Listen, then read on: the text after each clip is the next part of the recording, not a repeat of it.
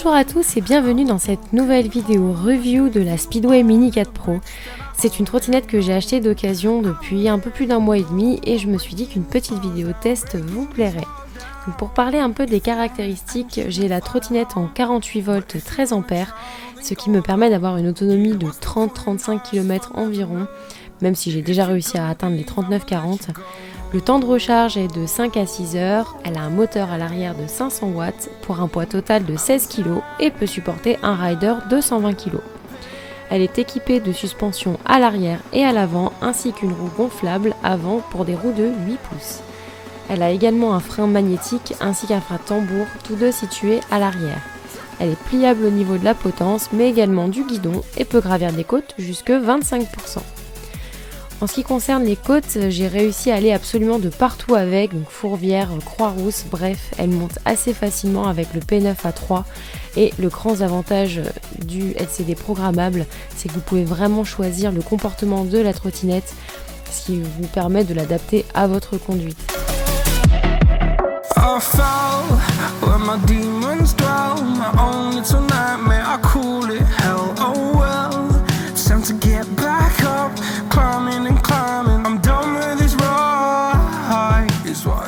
Les suspensions sont bien appréciables, elles apportent confort et bonne tenue de route, même si la suspension avant mériterait d'avoir un petit peu plus de débattement.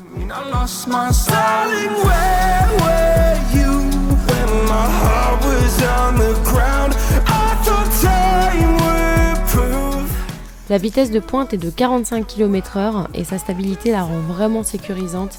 Par contre, attention au freinage qui est très insuffisant d'origine. Je vous conseille donc d'en installer un supplémentaire à l'avenir, ce qui fera d'ailleurs l'objet d'un tuto.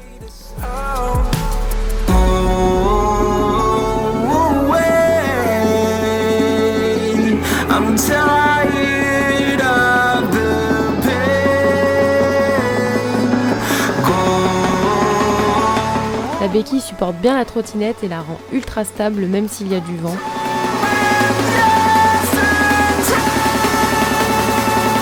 Le pliage est vraiment facile, ce qui permet d'avoir une trotte compacte et facilement transportable.